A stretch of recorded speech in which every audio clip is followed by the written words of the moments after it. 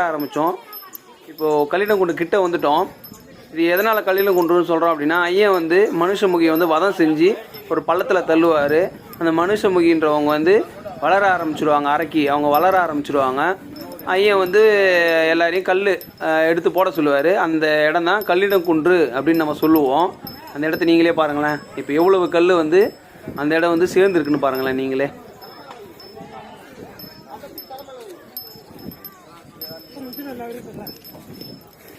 நானும் கல் எடுத்துகிட்டு வந்தேன்.